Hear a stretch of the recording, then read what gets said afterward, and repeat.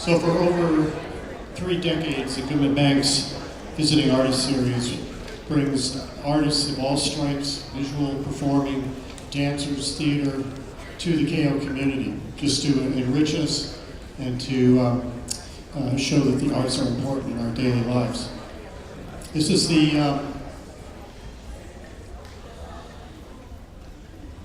today we have the classical repertory company from the Boston area.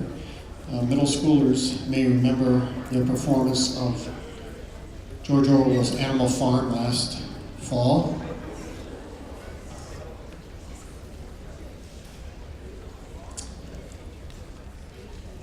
I did want to mention that this series is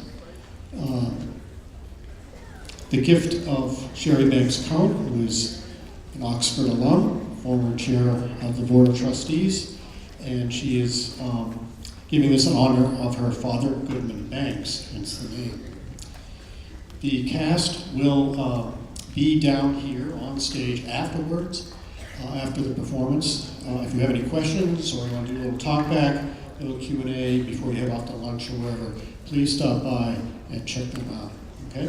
So, without further ado, present the Classical Repertory Company.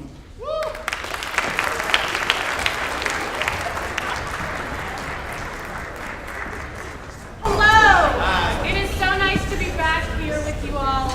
We are performing a Midsummer Night's Dream for you all today.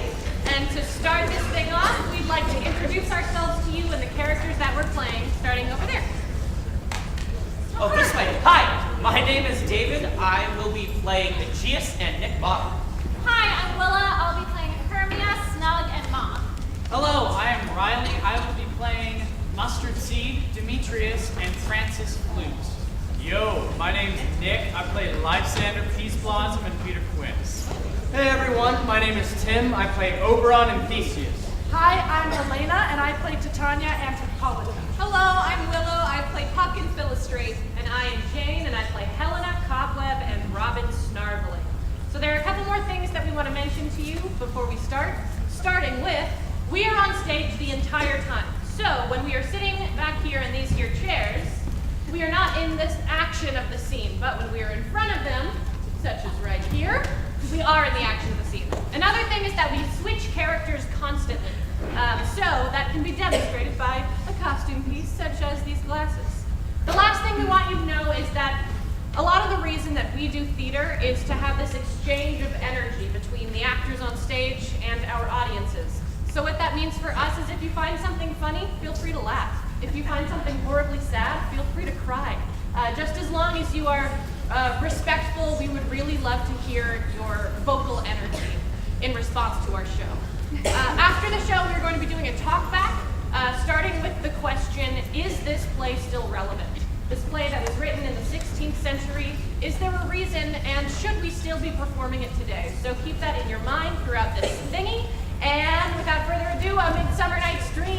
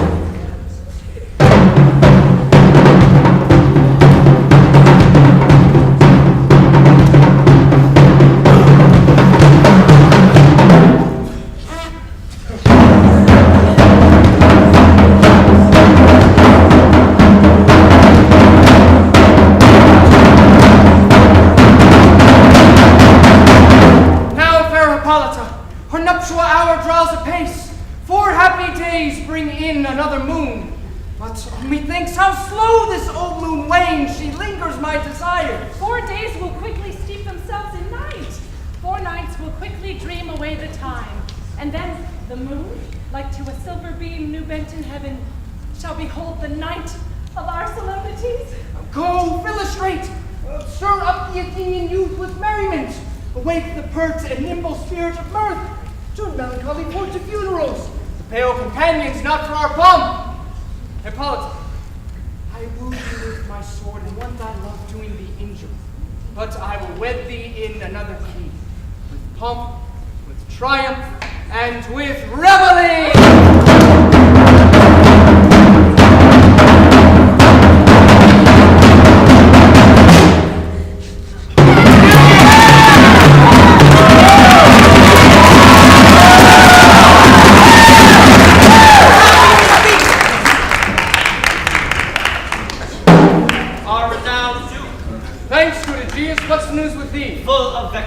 Come I with complaint against my child, my daughter Hermia. Stand forth, Demetrius. My noble lord, this man hath my consent to marry her. Stand forth, Lysander. And my gracious duke, this man hath bewitched the bosom of my child. Thou, Lysander, thou hast, with feigning voice verses of feigning love, turned her obedience, which is due to me, to stubborn harshness. Then, my gracious duke, be it so that she will not hear, before your grace consent to marry with Demetrius, I beg the ancient privilege of Athens, as she is mine, I may dispose of her. Which shall either be to this gentleman, or to her death, according to our law. What say you, Hermia? Demetrius is a worthy gentleman. So is Lysander. In himself he is, but in this kind once in your father's voice, the other must be held the worthier. I would my father look, but with mine eyes. Your eyes must with his judgment look. I do entreat your grace to pardon me. I know not by what power I am made bold, but I beseech your grace that I may know the worst that may befall me in this case if I refuse to wed Demetrius. Either to die the death or to abjure forever the society of men. Therefore, fair Hermia, question your desires. Whether you yield not to your father's choice, you can endure the livery of a nun. Oh, to live a barren sister all your life, chanting faint hymns to the cold, fruitless moon. So will I grow, so live. So die, my lord, ere I will yield my virgin hand up unto his lordship, his unwished yoke, my soul consents not to accept. Take time to pause! And by the next new moon, the sealing day betwixt my love and me, of everlasting bonds of fellowship. Upon that day, I will prepare to die for disobedience to your father's will, or else to wed Demetrius. Relent, sweet Hermia, and Lysander, yield thy praised title to my certain right. You have her father's love, Demetrius. Let me have Hermia's. Do you marry him? Oh, scornful Lysander. True, he hath my love, but as mine my love shall render. And as she is mine, and all my rights of her, I do estate unto Demetrius. I am, my lord, as well derived, as well possessed. My love is more than his. Why should not I then prosecute my right? Demetrius, I'll avouch to his head, made love to Nader's daughter Helena, and she, sweet lady, dotes, devoutly dotes in idolatry upon this spotted and inconstant man. I must confess, I thought I had heard so much, and with Demetrius thought I spoke thereof, but being overfull of self-affairs, my mind did lose it. But come, Demetrius, and come, Aegeus, you shall go with me. I have some private schooling for you both. As for you, fair Hermia, look you arm yourself to fit your father's fancies, or else the law of Athens yields you up, to die or to vow a single life. Come, Hippolyta. Would cheer my love? Demetrius and Aegeus, go along. I shall employ you in some business against my nuptial and confer with you of something that nearly concerns yourselves. With duty and desire we follow you. How now, my love? Why is your cheek so pale?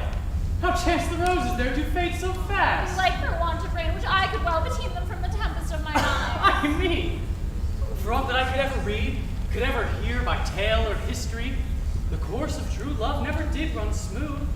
But either it was different in blood, Crossed too high to be thrown to love. or else mismatched in respect of years, Despite too old to be engaged to young. or else it stood upon the choice of friends. Oh, how to choose love by another's eyes. Or if there were a sympathy in choice, war, death, or sickness did lay siege to it, making it momentary as a sound, swift as a shadow, short as any dream. Then the course of true lovers have ever been crossed. It stands as an edict in destiny.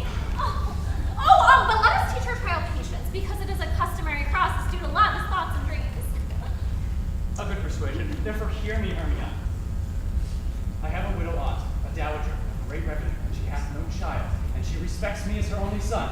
From Athens is her house remote 7 leagues.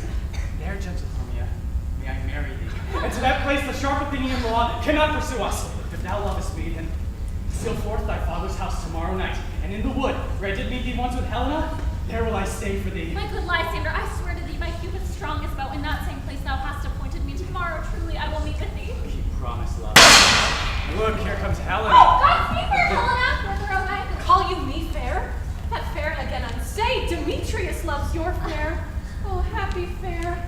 Your eyes are lone stars, and your tongue sweet air more tunable than lark to shepherd's ear. Sickness is catching? Oh, favor so. Yours would I catch, fair Hermia, ere I go. My ear should catch your voice. My eye, your eye. My tongue should catch your tongue's sweet melody. Oh, teach me how you look, and with what art you sway the motion of Demetrius' heart. I frown upon him, yet he loves me still. Oh, that your frowns could teach my smiles such skill. I give him curses, yet he gives me love. Oh, that my prayers could such affection The move. more I hate, the more he follows me. The more I love, the more he hateth me. His folly, Helena, is no fault of mine. But your beauty would that fault were mine. Take comfort.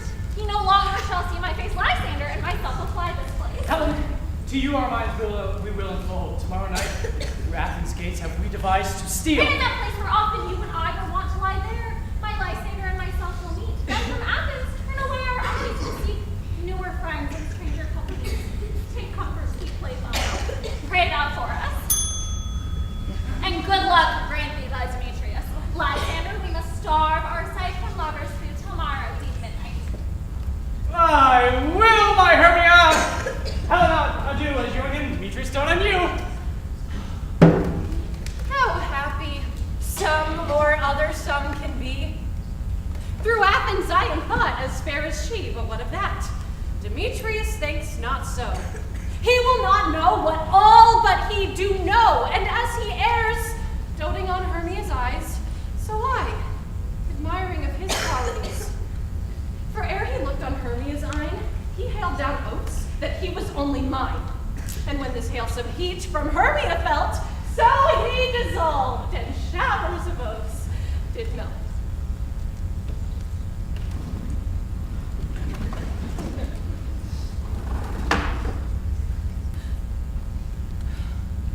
I will go tell him of fair Hermia's flight. Then to the wood will he tomorrow night pursue her. And for this intelligence, if I have thanks, it is a dear expense.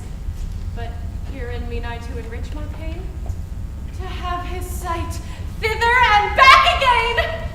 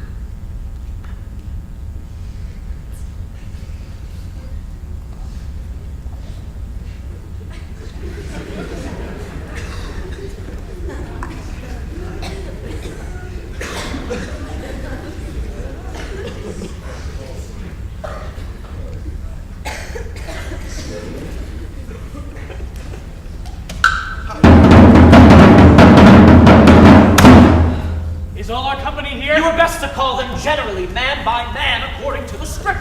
Here's a list of everyone's name which is brought fit through all Athens to play in our interlude before the Duke and Duchess on his wedding day at night. First, good Peter Quince, say what the play treats on, then read the names of the actors, and so grow to a point. Mary, our play is the most lamentable comedy and most cruel death of Pyramus and Thisbe. A very good piece of work, I assure you, and a merry. Now, good Peter Quince, call forth the actors from the list. Masters, spread yourselves. Hands up as I call you. Nick Bottom. Ready! Name what part I am for and proceed. You, Nick Bottom, are sent for Pyramus. Well, what is Pyramus? A lover or a tyrant? A lover that kills himself most gallant for love. That will take some tears in the true performing of it. I will play Encles rarely, or a part to tear a captain to make all split.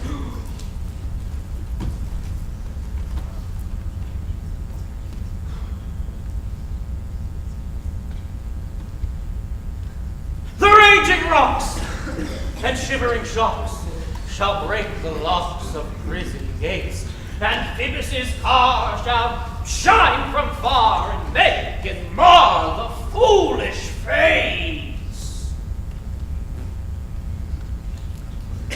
This was lofty. Oh, Now, name the rest of the play. That was Ercles' vein, the tyrant's vein, the lover. There's more condolence. Francis Flute, the bellows mender. Here, Peter Quince. Flute, you must take Thisbe on you. What is this be? A wandering knight? Is the lady that Pyramus must love. Nay, Faye. I mean, I'll play a woman. I have a beard coming. Oh, that's So one, you shall play it in a mask, and you shall speak as small as you will. Well, let me hide my face. Let me play Thisbe too. I'll speak in a monstrous little voice. Thisbe, Thisbe. I'm Pyramus, dear, oh lover, lady dear. No. No, you must play Pyramus and Flute you Thisbe. Well,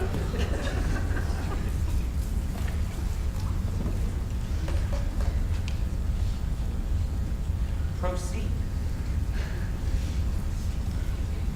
Robin Snarling the tailor. here, Peter Quince. Snarling, you must take Thisbe's mother and Pyramus's father.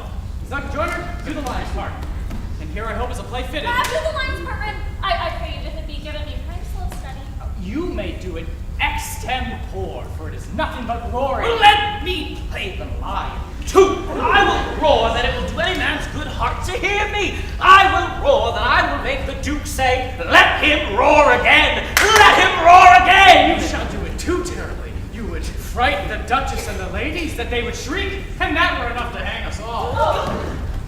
That would hang us, everyone. I grant it, friends. If we were to frighten the ladies out of their wits, they would have no more discretion but to hang us. But I will aggravate my voice. I will roar as gently as any sucking dove. I will roar you, and 'twere any nightingale. You can play no part but Pyramus!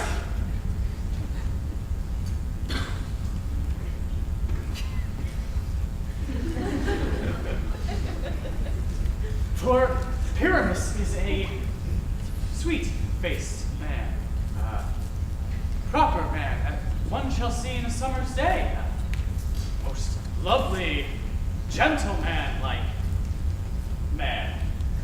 Therefore, you must needs play Pyramus. Well,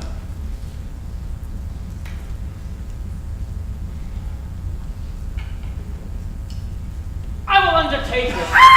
What Peter were it best to play it? Why what you will. Oh, master, hear your hearts.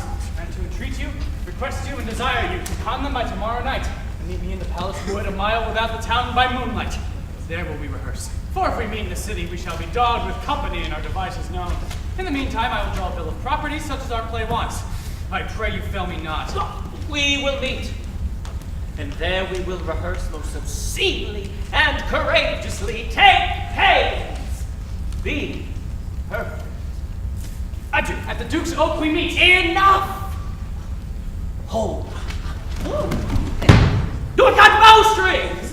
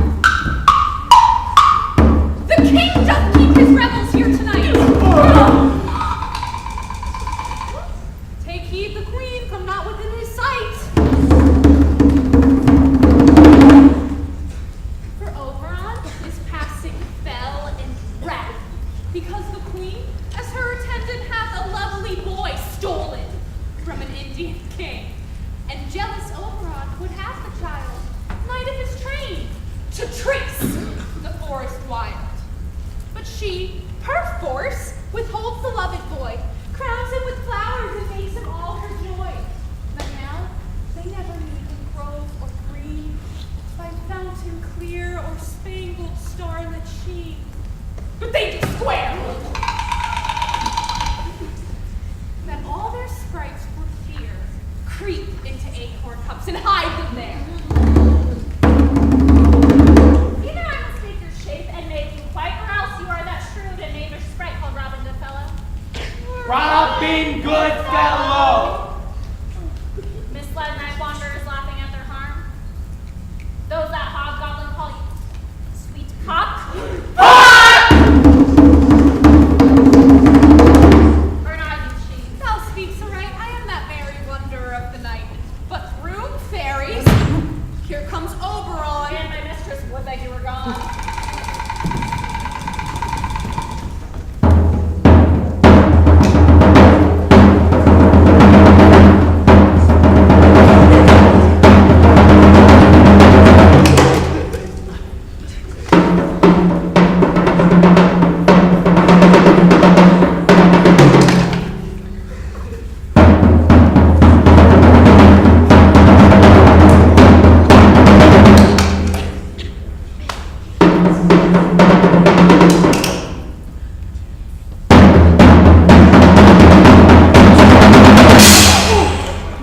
Met by moonlight, proud Titania. What?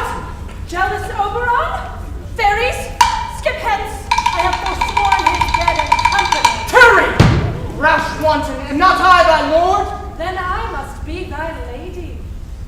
But I know when thou hast stolen away from fairyland, and in the shape of Corin sat all day, playing on pipes of corn, and versing love to the amorous Philida. Why art thou here?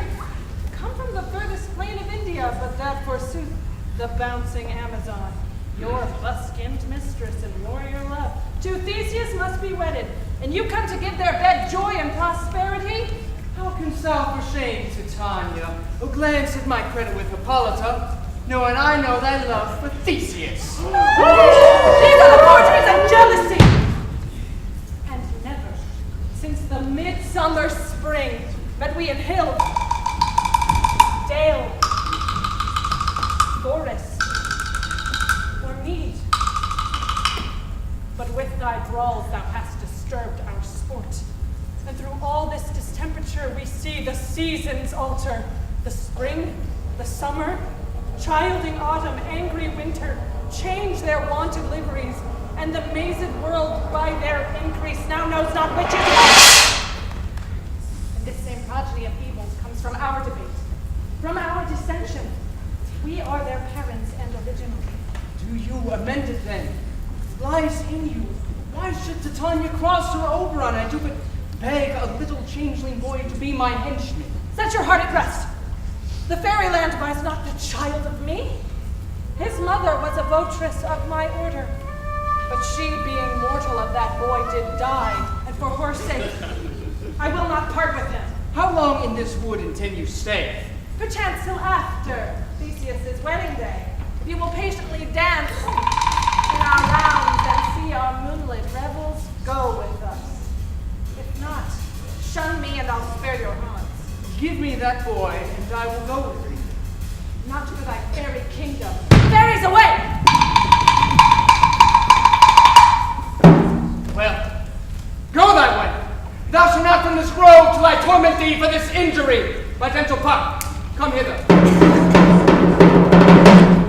Thou rememberest since once I sat upon a promontory and overheard a mermaid on a dolphin's back, uttering such a dulcet and harmonious breath that the rude sea grew civil at her song. And certain stars shot madly from their spheres to hear the sea maiden's music. I remember! The very time I saw a Cupid fall on, certain aim he took at a fair vestal, and loosened his love shaft smartly from his bow. But I might see young Cupid's fiery shaft quenched in the chaste beams of the watery moon, and the imperial votress pass on. If marked I were to bolt at Cupid fell, it fell upon a little western flower. full milk white, now purple with love's wound, and maids call it love in idleness. Fetch me that flower. The herb I showed thee once, whose juice on sleeping eyelids laid will make or man or woman madly dote upon the next live creature that it sees. Fetch me that herb, and be thou here again ere the Leviathan can swim a league. I'll put a girdle round about the earth in 40 minutes. Having once this juice, I'll watch Titania when she sleeps, and drop the liquor of it in her eyes. The next thing she waking looks upon, she shall pursue with the soul of love. And ere I do take this charm from off her sight, I'll make her render up her page to me. But who comes here? I am invisible, so overhear their compliments. Ah! I love thee not, therefore pursue me not.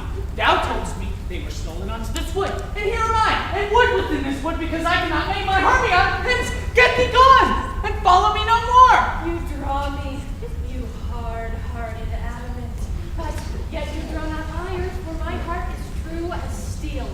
Leave you your power to draw, and I shall have no power to follow you. Do I entice you? Do I speak you fair? But rather do I not in plainest truth tell you I do not know I cannot love you. And even for that do I love you the more. Use me but as your spaniel. Spurn me, strike me, neglect me, lose me, only give me leave, unworthy as I am, to follow you. What worser place could I beg in your love, and yet a place of high respect with me than to be used as you use your dog? Tempt not too much the hatred of my spirit, for I am sick when I look on thee. And I am sick when I look not on you. You do impeach your modesty too much. Believe to see and make yourself love you not to trust the out.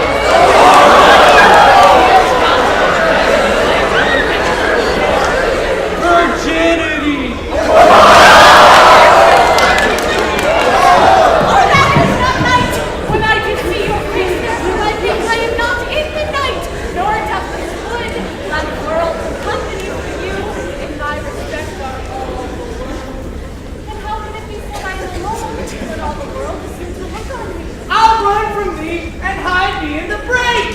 Leave thee to the mercy of wild beasts. The wildest hath not such a heart as you. Run when you will. The story shall be changed. Apollo flies and Daphne holds the chase. Let me go! Or if thou follow, do not believe, but I shall do thee mischief in the wood. Oh, in the temple, in the town, in the field, you do me mischief. By Demetrius! Your wrongs do set a scandal on my sex. We cannot fight for love as men may do.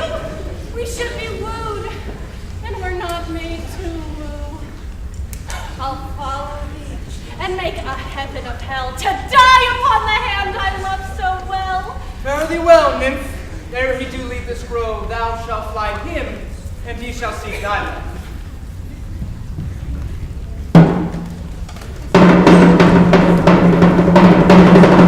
Welcome, wanderer. Smell the flower there? Why, there it is. Pray thee, give it me. I know a venue where the wild time blows.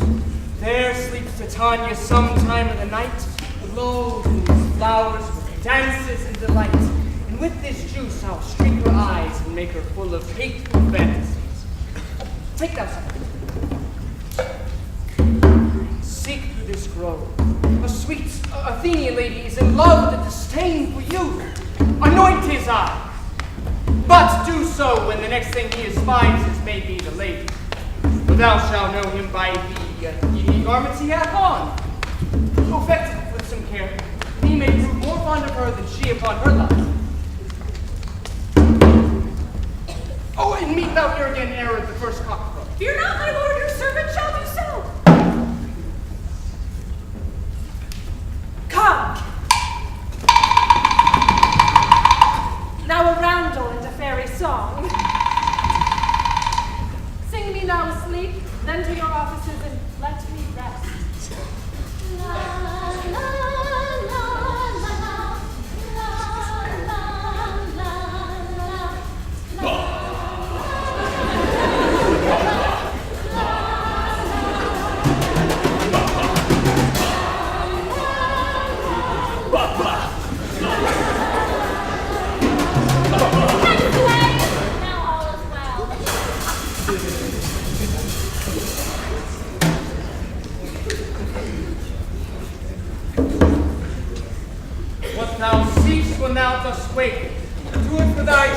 shall take.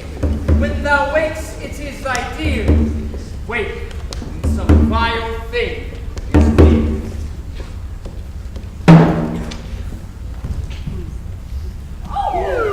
Fair love, you faint with wandering in the wood, and to speak true, I have forgot our way. Well, rest us, Hermia, if you think it good, and tarry for the comfort of the day. Be it so, Lysander, find you out a bed, for I upon this bank will rest mine. One turf shall serve as pillow for us both, one heart, one bed, two bosoms, and one...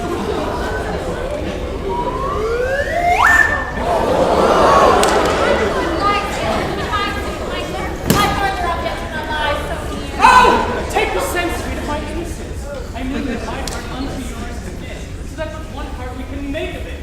And by your side, no bedroom we deny. We're lying so, Hermia. I do not lie. Lysander riddles very prettily. Much beshrew my manners and my pride of Hermia, and say Lysander lied, but good friend, for love and courtesy, lie further off than human modesty.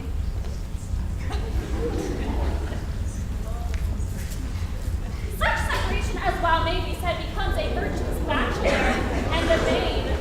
So far be distant.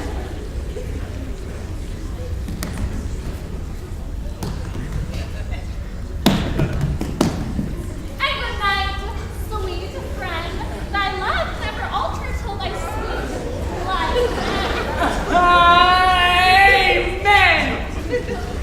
Amen! To that fair prayer say I. And then in life when I end loyalty. Here is thy bed. Sleep give thee all whose rest. Would have thou wish the wisher's eyes be pressed.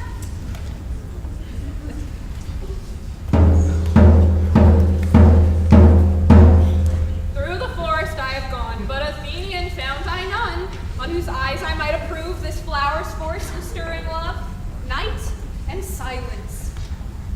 Who is here? Weeds of Athens he doth wear. This is he, my master said, despised the Athenian maid. And here the maiden, sleeping sound on the dank and dirty ground. Pretty soul, she durst not lie near this lack love, this kill courtesy. Sure, upon thy eyes I throw all the power this charm doth owe. When thou wakes, let love forbid sleep his seat on thy eyelid. So awake when I am gone, for I must now to Oberon.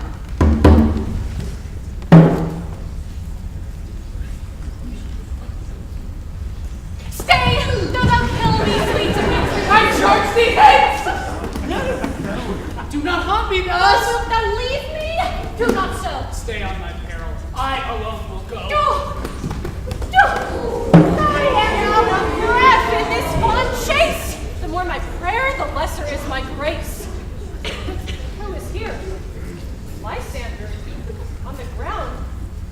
Dead? Or asleep? Oh, I see no blood, no wound. Lysander, if you live, good sir, awake.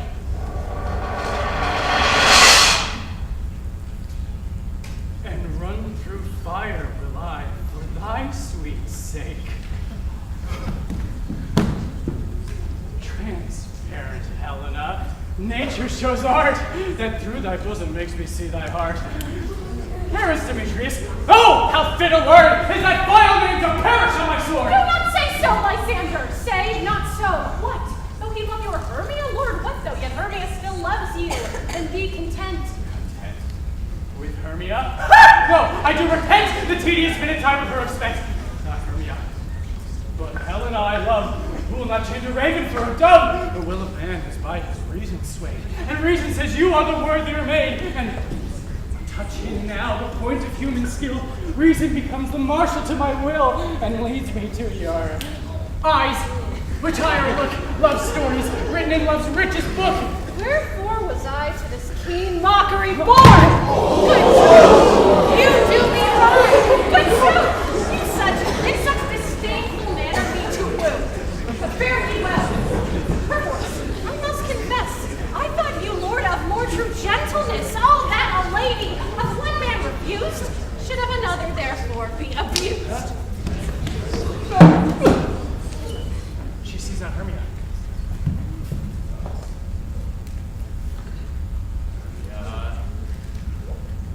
Sleep thou there, and never mayest thou come Lysander near. In all your powers, address my love and might to honor Helen and to be her knight. Help me, Lysander, help me. Do thy best to pluck the crawling serpent from my breast.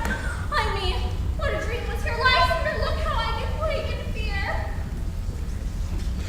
Lysander? Lord? Speak, and if you hear, no, then I perceive that you are not nigh. Either death or you will find me immediately.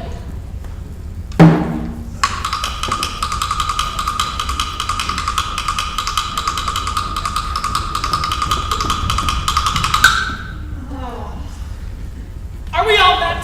Pat, pat. And here is a marvelous, convenient place for our rehearsal. This green plot shall be our stage. This often break our tiring house, and we shall do it as we do it in action before the Duke. Peter Quince, What sayest thou, Bully Bottom? there are things in this comedy of Pyramus and Thisbe that will never please. First, Pyramus must draw a sword and kill himself, which the ladies cannot abide. How answer you that? I believe we must leave the killing out when all is done. Not a whit. I have a device to make all well. Write me a prologue, and have the prologue seem to say that we will do no harm with our swords, and that Pyramus is not killed indeed. And for the more better assurance, tell them that I, Pyramus, am not Pyramus, but Bottom the Weaver. This will put them out of fear. Well, we will have such a prologue. Will not the ladies be afeard of the lion? I fear it, I promise you. Masters, we ought to look with ourselves. To bring in, God shield us, a lion among ladies is a most dreadful thing.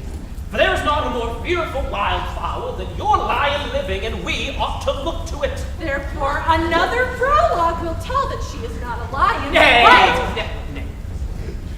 You must name her name, and half of her face must be seen through the lion's neck, and she herself must speak through, saying thus, or to some defect, ladies, or fair ladies, I would wish you, or I would request you, I would entreat you not to fear, not to tremble. My life for yours. If you think I come hither as a lion, 'twere pity on my life. No, I am no such thing.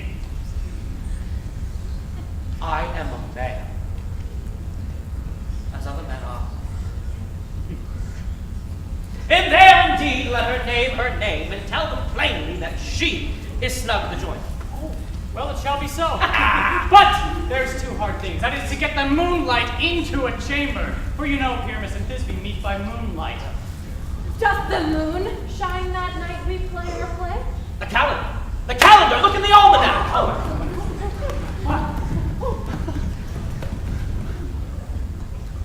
Find out moonshine.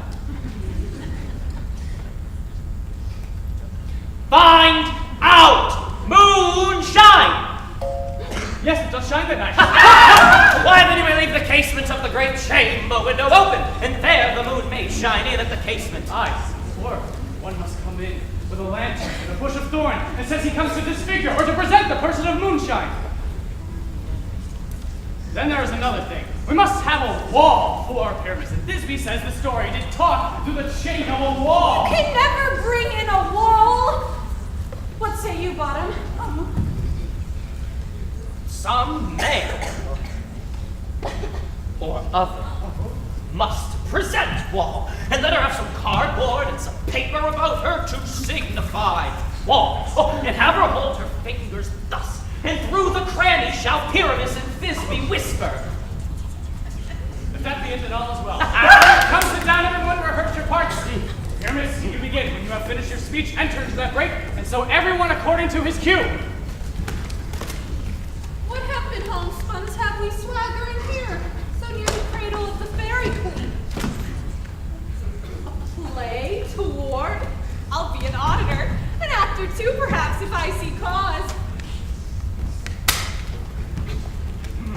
Speak, Pyramus. Thisbe, stand forth.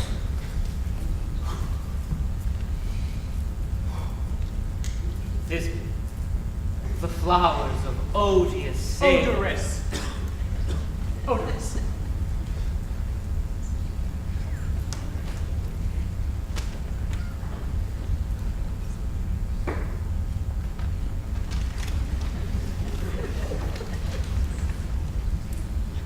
Odorous, savour sweet.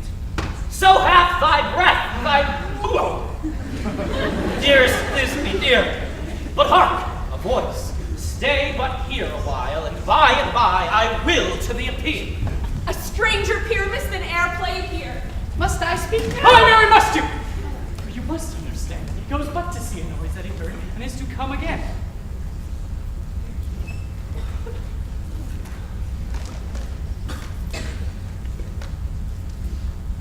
Most radiant Pyramus, most lily-white of hue, of color like the red rose on triumphant briar, as truest horse that yet would never tire. I'll meet thee, Pyramus, at Ninny's tomb. Ninny's tomb, man! Well, you must not speak that yet. That you answer to Pyramus. You do your part all at once, cues and all.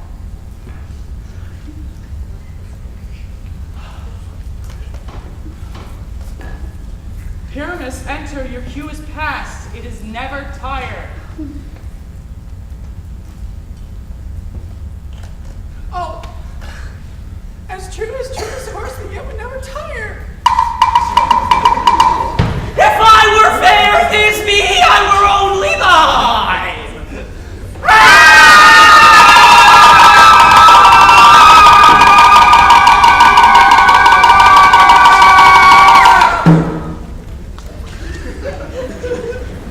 Why do they run away? This is a knavery to make me afeard.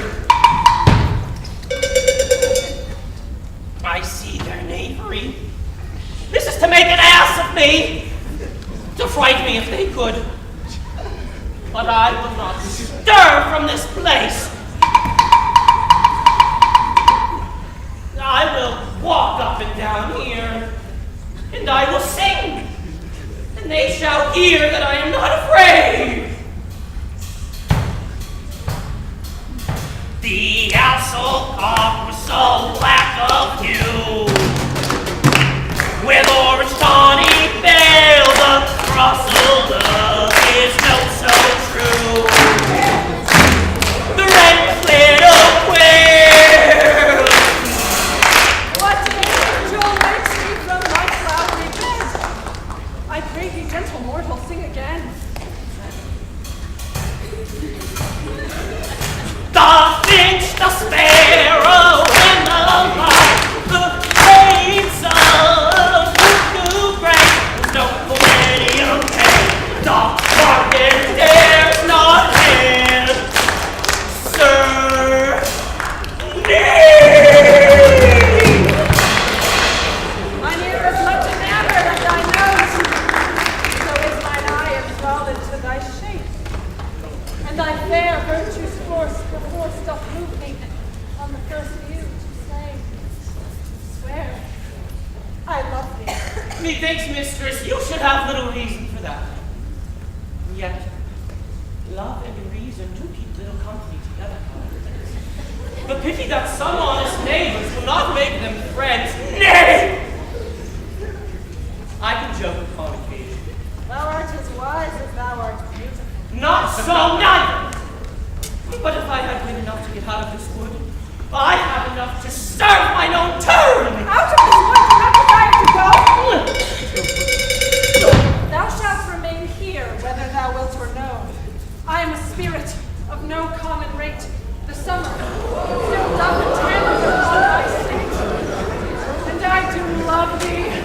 Therefore, lo, I shall give thee berries to attend on thee, and they shall fetch thee jewels from the deep, and sing while thou on rest flowers doth sleep.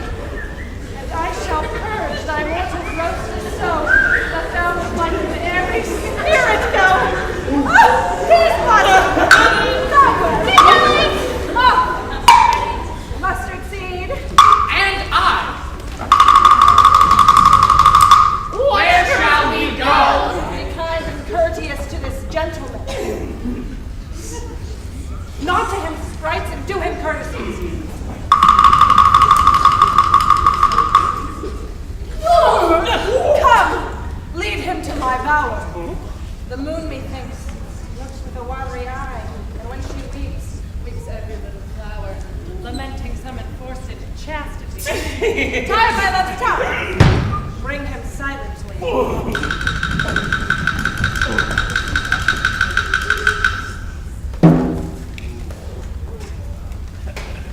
I wondered to Tanya be waked. Then when it was, the next came in her eye, which she must dote on in extremity.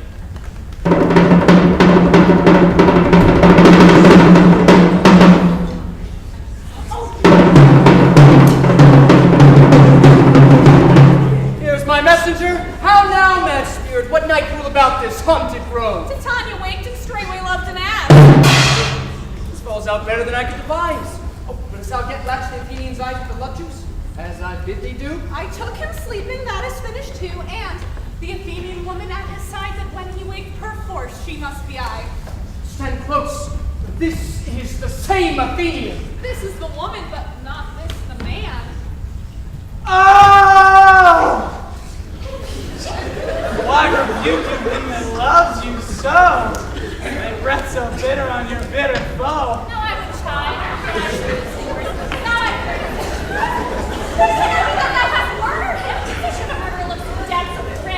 So should the murdered look, and so should I. Pierced through the heart with your stern cruelty. Yet you, the murderer, look as bright, as clear, as yonder Venus in her glimmering sphere. Listen to my Lysander. Where is he? Oh, good Demetrius. I had rather give his carcass to my hounds. Out, dog! Out! Out, Venus patient! Hast thou slain him then? Henceforth be never numbered among them.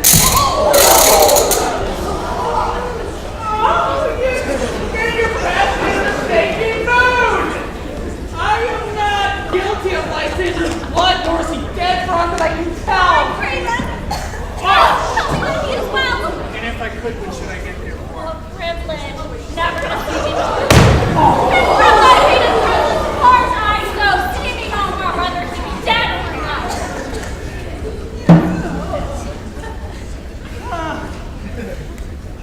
There is no following her in this fierce vein. Here, therefore, for a while I will remain. So sorrow's heaviness doth heavier grow, for death and bankrupt sleep doth sorrow owe. What hast thou done? Thou hast mistaken quite, and laid some love juice on some true love sight. Thy mistake must perforce ensue. Some true love turn, that false turn true. Then fatal rules that one man holding troth, a million veil confounding oath on him. Out the wood, go swifter than the wind. In Helen of Athens look thou find. Fancy 6 years, pale of cheer, the sighs of love that cost the fresh blood dear. By some illusion, see thou bring her here. I'll charm his eyes, can she do appear.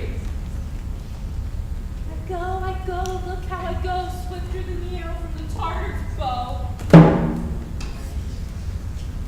Flower of this purple dye, pitch with Cupid's archery, sink into the apple of his eye. When his love he doth espy, let her shine as gloriously as the Venus of the sky. When thou wakes, if she be by, beg of her for remedy.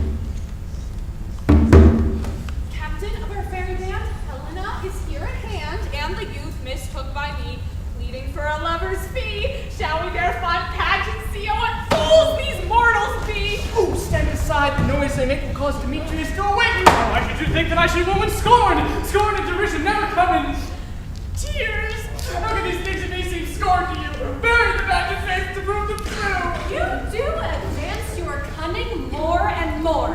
When truth kills truth, oh devilish holy fray! Your vows to her and me put in two scales will even weigh, and both as light as tails. I had no judgment went to her, I swore. None in my mind, now you give her orders. Demetrius loves her, and he loves not you.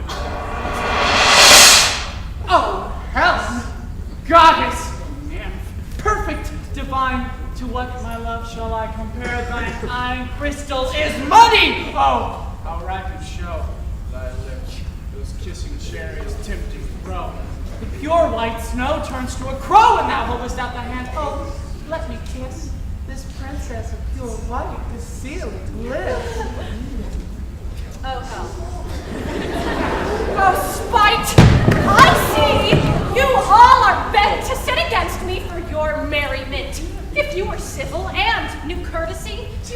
do me thus much injury? Can you not hate me, as I know you do, but you must join in souls to mock me too? None of noble sort would so offend a virgin. And extort a poor soul's patience, all to make you sport! You are unkind, Demetrius. Be not so, for you love Hermia. This you know I know. And here, with all goodwill, with all my heart, and Hermia's love, I yield you up my part. And yours and Helen's to me bequeath, whom I do love and wield unto my death. Never did mockers waste more idle breath. Lysander, keep thy Hermia, I will none. If e'er I loved her, all that love is gone. My heart to her, but as guest-wise sojourned. And now to Helen it is home returned, there to remain. Helen, it is not so. Despair is not the fate thou dost not know, lest to thy peril thou abide dear. Look, where thy love comes. Yonder is thy dear. Dark night that from the eye dysfunction takes the ear, or quick of apprehension makes. It is not by mine eye, Lysander, found my ear. I think it brought me to thy sound. But why unkindly didst thou leave me so? Why should he stay whom love doth press to go? What love will press Lysander from my side? Lysander's love, thou would not let him bide. Fair Helen, who more yields the night than all yon fiery O's and eyes of light. Why seekest thou me? Could not this make thee know the hate I bear thee made me leave thee so? You speak not as you think, it cannot be. Lo, she is one of this confederacy! I now perceive they have conjoined all three to fashion this false sport in spite of me. Injurious Hermia! Most ungrateful maid. Is all forgot? All school days friendship? Childhood innocence? And will you rend our ancient love asunder to join with men? In scorning your poor friend? It is not friendly. 'Tis not maidenly. Our sex, as well as I may chide you for it, though I alone do feel the injury. Oh.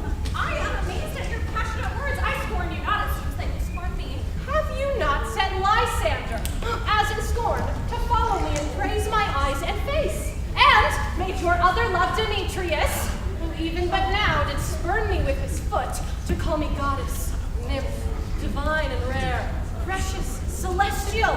Wherefore speaks he this to her he hates? And wherefore doth Lysander deny your love and tender me, forsooth, affection, but by your setting one, by your consent? What? Though I be not so in grace as you, so hung upon with love, so fortunate but miserable most to love unloved, this you should pity rather than despise. I understand not what you mean by this. I do! Percept! Counterfeit sad looks, make mouths upon me when I turn my back, wink each at other, hold the sweet jest up!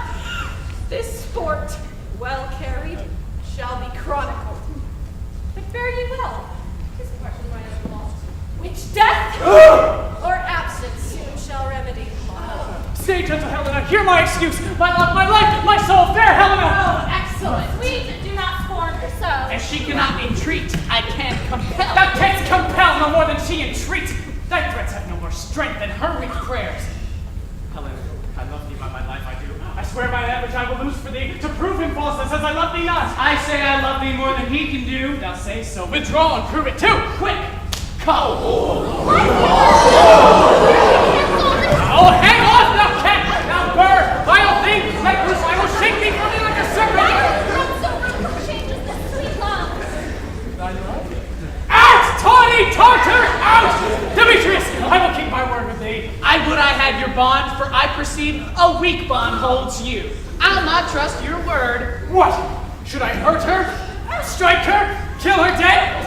Though I hate her, I'll not harm her so. What? Can you do me greater harm than hate? Hate me! Since night you love me. Since night you left me. Why then you left me in earnest, shall I say? Aye, by my life, and never did desire to see thee more. Therefore, be out of hope, of question, of doubt, be certain nothing truer, 'tis no jest, that I do hate thee, and love Helena. Only you, juggler, you canker blossom, you thief of love, have you come by and stolen my love's heart from him? By your faith! Have you no modesty? Oh, no touch of bashfulness, no maiden shame? What? Will you tear impatient answers from my gentle tongue? Fie, you counterfeit, you puppet, you.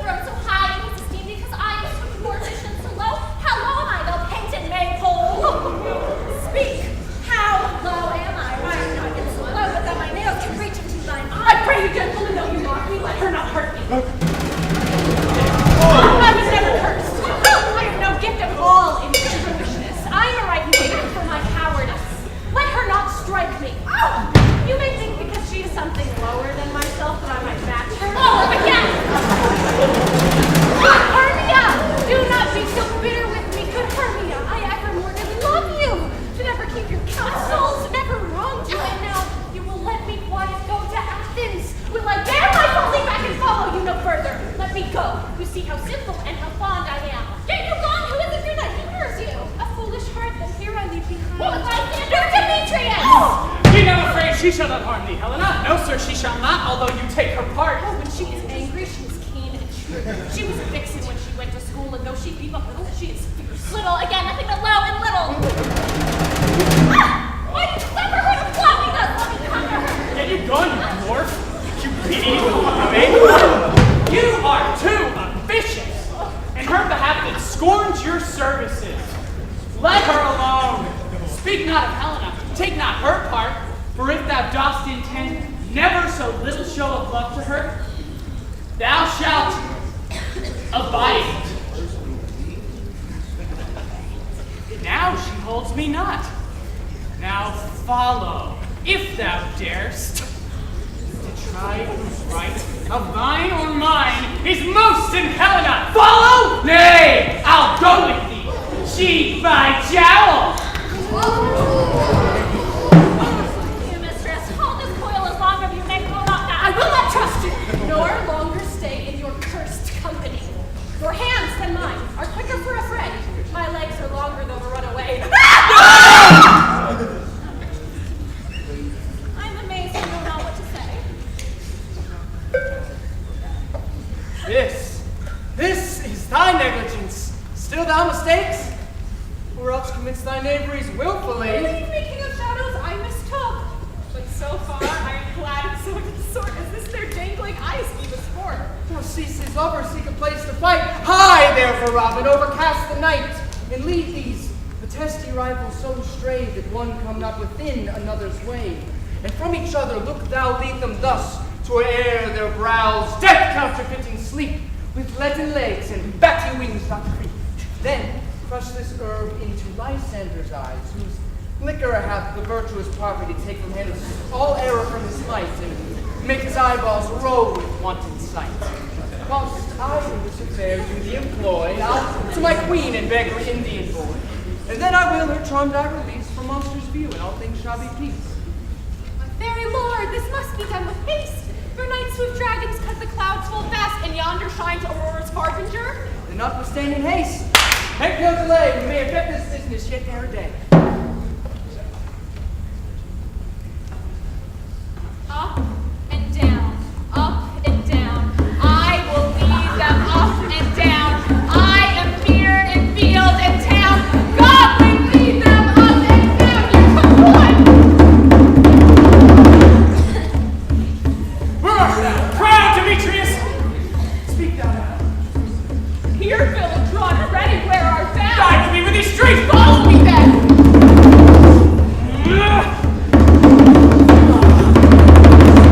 Lysander, speak again! Thou runaway, thou coward! Speak! Where dost thou hide thy head? Yea, in some bush? Where art thou now? We'll try no manhood here. Follow my voice. Follow my voice. Follow my voice. Follow my voice! Follow my voice. Follow my voice!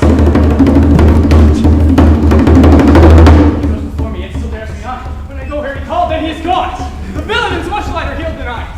Followed fast, but faster did he fly, and followed him by a dark, uneven way. And here will rest me. Come, thou gentle day, for if thou but once show me thy grey light, I'll find Demetrius and revenge this spite!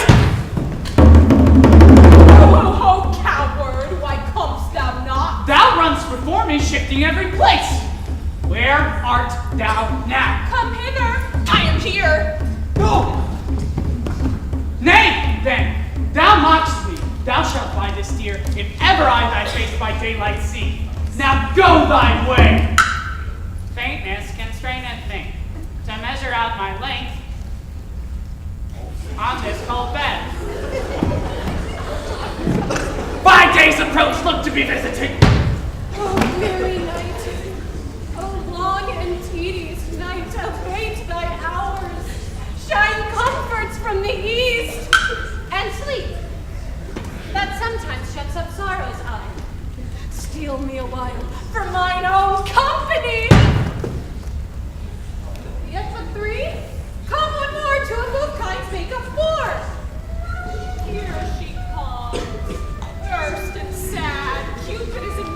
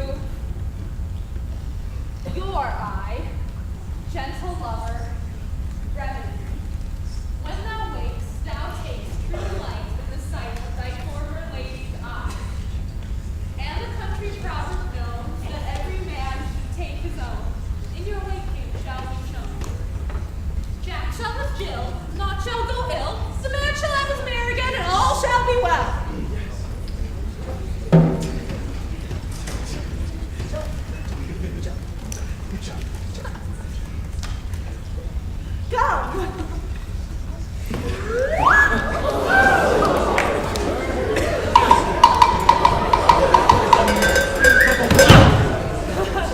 Sit me down upon this flowery bed, while I thy animal cheeks do coy, and stick moss roses to my smooth head, and kiss thy fair large ears, my gentle joy. Peace blossom, cobweb, moth, and mustard seed, And I. What's your will? I must to the barber's, good monsieur. For methinks I am marvelous hairy about the face, and as I am such a tender ass, if my hair do but tickle me, I must scrap.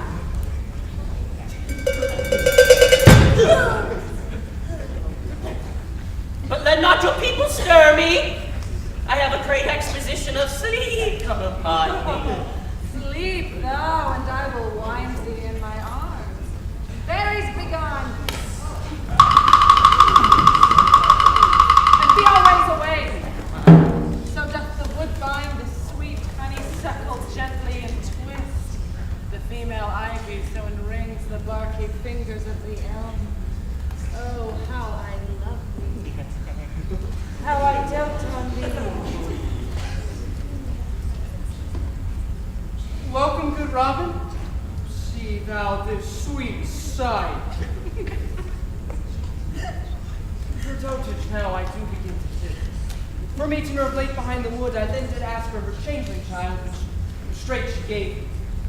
And now I have the boy. I will undo this hateful imperfection of her eyes, and gentle puppet, take this transformed scalp from off the head of this Athenian swain, that he awaken him when the others do, may all of Athens back again repair. And think no more of this night's accidents, but as a fierce vexation of a dream. But first I'll wake the fairy queen. Be as thou wast wont to be, see as thou wast wont to see. Diane's bud, or Eric Cupid's flower, hath such force and blessed power. Now, my Titania, wake you, my sweet queen. Oh, my Oberon, what visions have I seen? Methought I was enamored of an ass. There lies your love. How came these things to pass? Up, silence, a while. Robin, take off this head. When thou wakest with thine own fool's eyes peep. Come, my queen, take hands with me. And now thou and I are new enmity, and will tomorrow midnight solemnly dance in Duke Theseus' house triumphantly. And blessed to all fair prosperity, there shall the pair of lovers be wedded with Theseus all in jolly. My fairy king, attempted mark, I do hear the morning lark. And in silence sad trip we after nightshade. We the globe can compass soon, swifter than the wandering moon. Come, my lord, and in our flight, tell me how it came this night that I sleeping here was found with these mortals on the ground.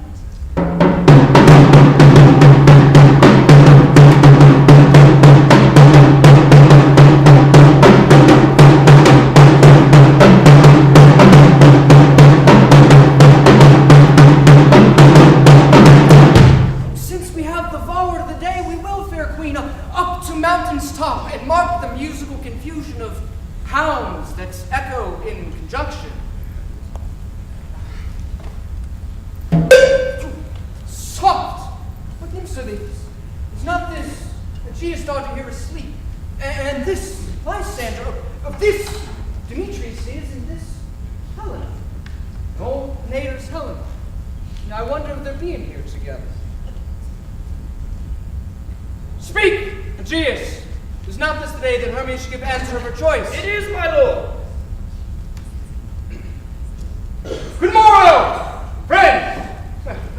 The St. Valentine is past. Begin the woodbird, but to couple now. Pardon, my lord? I pray you all stand up. I know you two are rival enemies.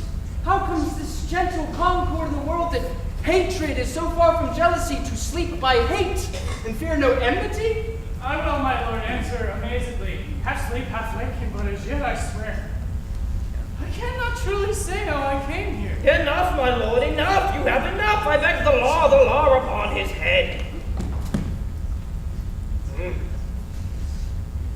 My lord, Demetrius. fair Helen told me of their stealth, and of this their purpose hither to this wood. And I in fury hither followed them. Fair Helena in fancy called me. But my good lord, I know not by what power, but by some power it is my love to Hermia melted as the snow. Demetrius, no! It seems to me now as the remembrance of an idol god which in my childhood I did dote upon. And all the faith, the virtue of my heart, the object and the pleasure of mine eye. Only Helena. Fair lovers, you are fortunately met. Of this discourse we shall hear more anon. Atreus! I will overbear your will! For in the temple by and by with us these couples shall eternally be knit. Away with us to Athens of 3 and 3. We'll hold a feast in great solemnity. Come, Hippolyta. These things seem small and indistinguishable like far-off mountains turned into clouds. Methinks I see these things with parted eye, when everything seems double. And so methinks, and I have found Demetrius like a jewel, mine own, and not mine own. Are you sure that we are awake? It seems to me that yet we sleep, we dream.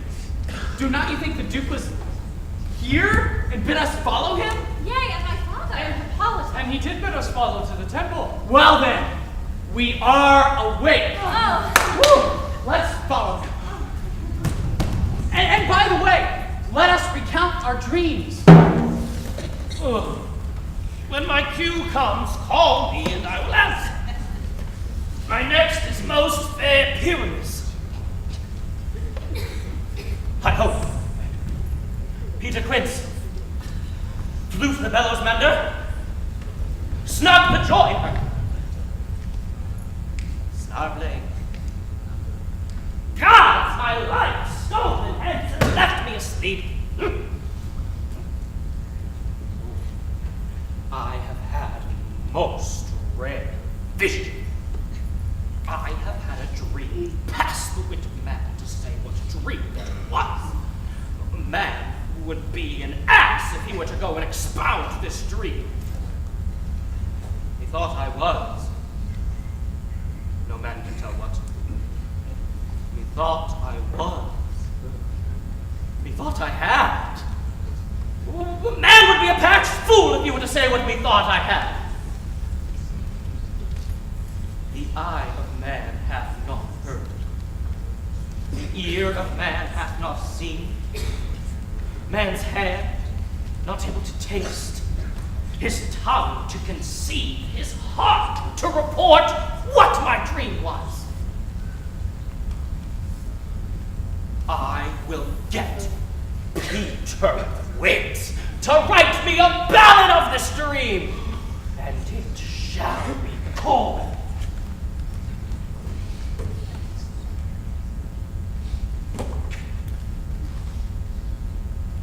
Bottom Street, because it hath no bottom, and I will sing it in the latter end of the play before the Duke. Peradventure, I'll sing it at Thisbe's death.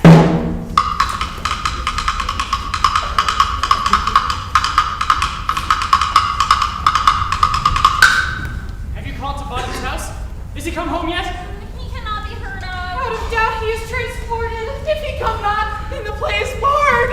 It goes not forward. Doth it? It is not possible. No other man in all Athens able to discharge Pyramus but he. Nay, he had simply the best wit of any handicraft man in Athens.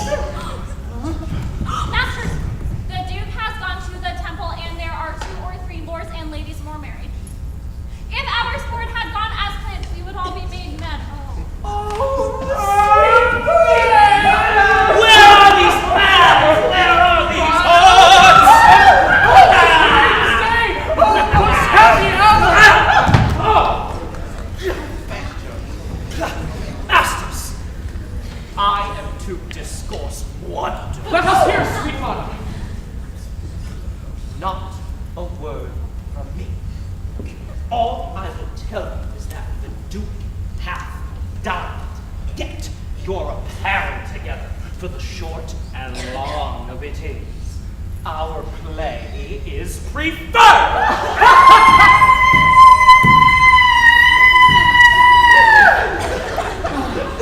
In any case, let Thisbe have clean linen. Let her that plays the lion not pare her nails. They shall hang out for the lion's claws. And most dear actors, eat no onions, nor garlic, for we are to utter sweet breath. And I do not doubt to hear them say that it is a sweet hump. No more words!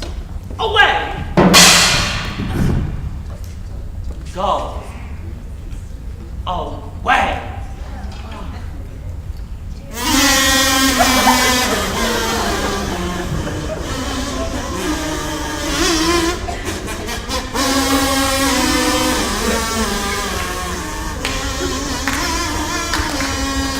Tis strange, my Theseus, what these lovers speak of. I never may believe these antique fables nor these fairy toys. But all the stories of their minds told over and all their minds transfigured so together, more witnesses than fancy's images, and gross to something of great constancy. Yet howsoever, strange and admirable. Helena! Hermia!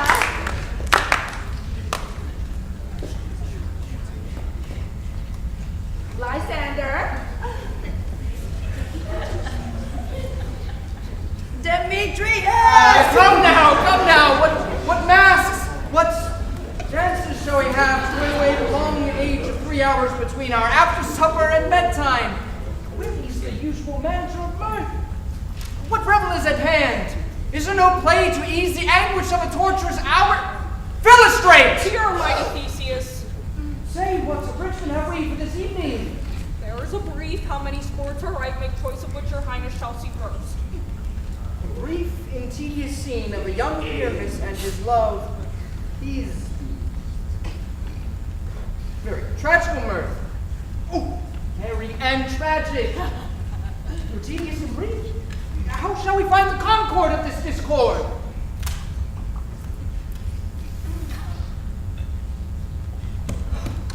How shall we find the concord of this discord? There is a play, some 10 words long, which is brief as I have known a play, but by 10 words, my lord, it is too long, which makes it tedious. And tragical, my noble lord, it is, from Pyramus therein just killed himself, which, when I saw rehearse, I must confess, made mine eyes water. But more merry tears, the passion of loud laughter, never shed. What are they that do play it? What are they that do play it? Hard-handed men that work in Athens here, that never labored in their minds till now, and now have breathed their unbreathed memories with this same play against your knuckle. And we would hear it. No, my noble lord, it is not for you. I will hear that play. You will hear that play. For never then can anything be amiss when simpleness and duty tend it. Go, bring them in. Bring them in. I love not to see the wretched or charged. Why, gentle sweet, thou shalt see no such thing. He says he can do nothing of this kind. Kinder we give them thanks for nothing. Let them approach!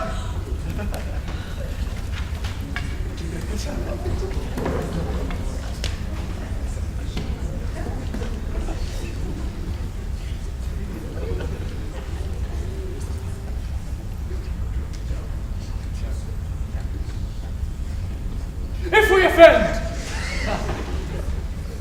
it is with our good will that you think we come not to offend, but with good will. To show our simple skill, that is the true beginning of our end. Consider then, we come but in despite. We do not come as minding to and content you. Our true intent is, all for your delight. We are not here that you should here repent you. The actors are at hand, and by their show you shall know all that you are like to know. Gentles, perchance you wonder at this show, but wonder I.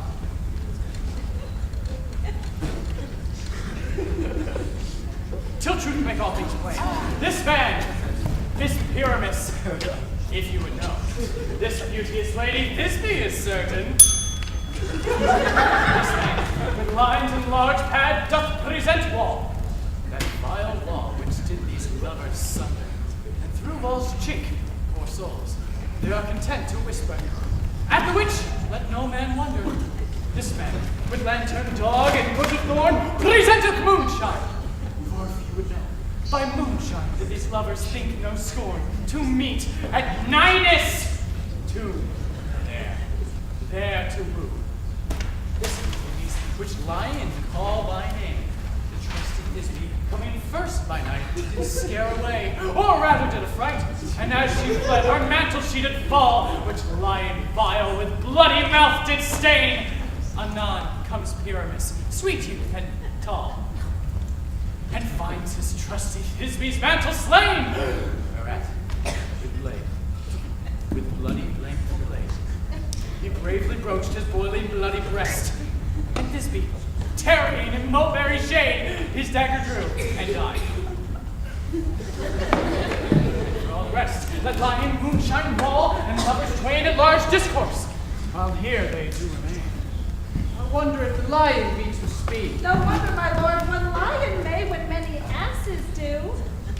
In this same interlude, it doth befall that I, when snarveling by name, present a wall, and such a wall as I would have you think it had in it a cranny, hole, or chink. And this the cranny is, right and sinister, through which the fearful lovers are to whisper. It is the silliest stuff that ever I heard. The pyramid strolls near the wall sight. Oh, grim-looked night! Oh, night with hue so black! Oh, night whichever art when day is not! Oh, night! Oh, night! Alack! Alack! Alack! I fear my Thisbe's promise is forgot. But thou wall, oh sweet, oh lovely wall, stands between her father's ground and mine. Oh wall, oh sweet, oh lovely wall. Show me thy chink to blink through with mine. Ah! Thanks, courteous wall. Jove shield thee well for this. But what see I? Now Thisbe do I see! Oh, wicked wall, through whom I see no bliss. Ah! Cursed be thy stones for deceiving me! The wall, methinks, the insensible should curse again. No! In truth, sir, she should not. Deceiving me is Thisbe's hue. She is to enter now. Yonder she comes. Oh, wall, full often hast thou heard my moans, reporting my fair Pyramus to thee. My cherry lips have often kissed thy stones. Thy stones have had a line made up in thee. I see a voice. Now will I to the chink to spy and hear my Thisbe's face.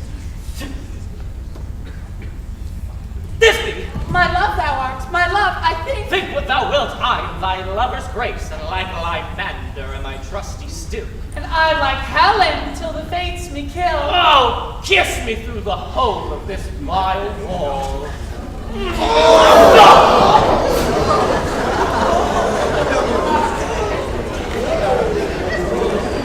I kiss the wall's hole, and nothing lives at all.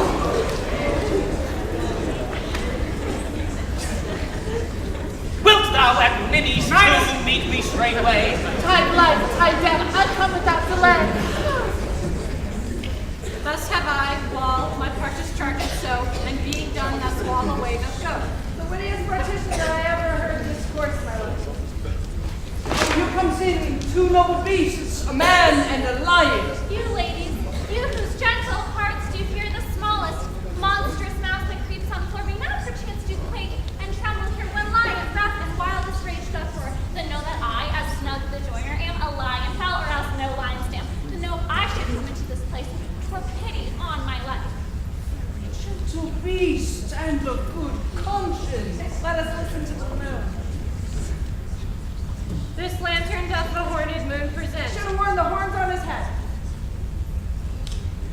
lantern doth the horned moon present.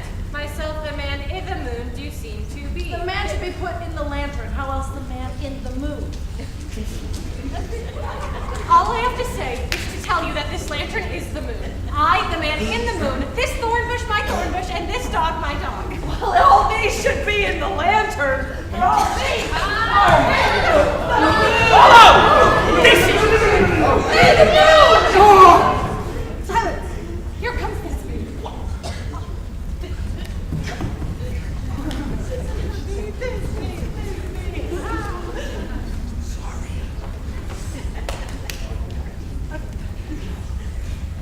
This is old Minnie's too. Where is my love? Well, run, this me. Well shown moon. Surely the moon shines with a good grace. Well, mouse lions. And then came Pyramid. And so the lion vanished. Oh! Sweet moon, I thank thee for thy sunny beam. I thank thee, moon, for shining now so bright, for by the gracious, golden, glittering gleams I trust to take thee of truest Thisbe sight. But stay, oh, spite, but mark, for night, what dreadful dome is here, eyes, do you see? How can this be? Oh, dainty duck! Oh dear. Thy mental good. What? Stained with blood! Oh, approach ye, fury spell! Oh, thanks, come, caught the red and crow! Well crushed, concluded, Be true, my heart, but I pity the man. Oh, wherefore, nature, didst thou lions raise? Since a lion hath here deflowered my dear, which is no, which was the fairest dame that ever lived, loved, liked, that looked with cheer. Come, tears! Confound! Out, sword! And wound the path of Pyramus. Aye, that left path, where heart doth hop. Thus die I. Thus go! Thus go!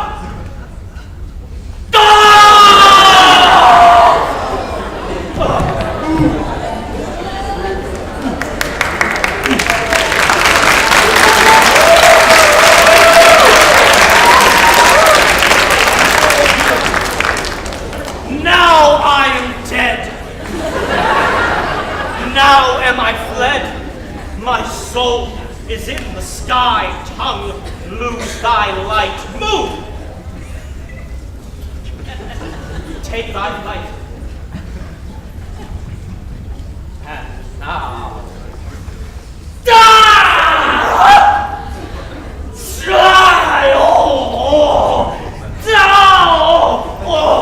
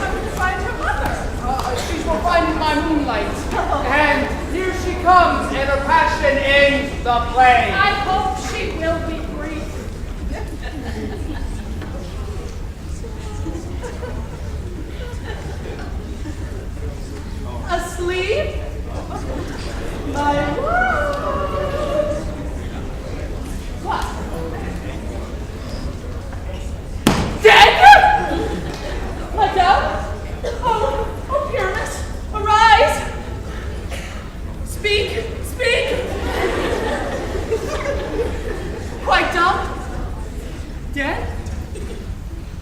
Dead? A tomb must cover thy sweet eyes, these lily lips, this cherry nose, these yellow cowslip cheeks are gone. Are gone. Lovers, make love! His eyes were green as leaves. Oh! Sisters three, come to me, with hands as pale as milk. Lay them in gore! Since you have shore with shears his thread of silk! Tongue, not a word. Come, trusty sword. Come, blade my breast improve.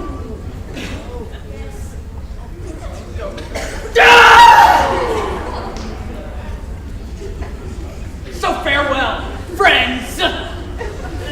Thus this be ends. Adieu. Adieu. Adieu.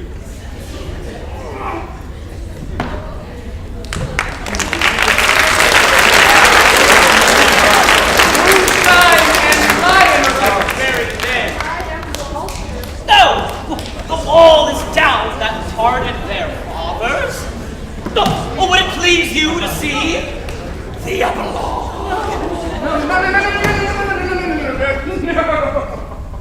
No, this book with this palpable gross play and well beguiled the heavy gate of night.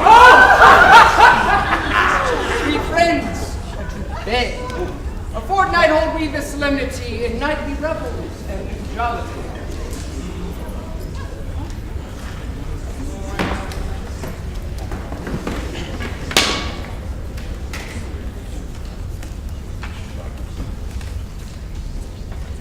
Now the hungry lion roars and the wolf behowls the moon. Now it is the time of night that the graves, all gaping wide, everyone lets forth its sprite in the churchway paths to glide. And we fairies that do run by the triple Hecate's team from the presence of the sun, following darkness like a dream. Now our frolic.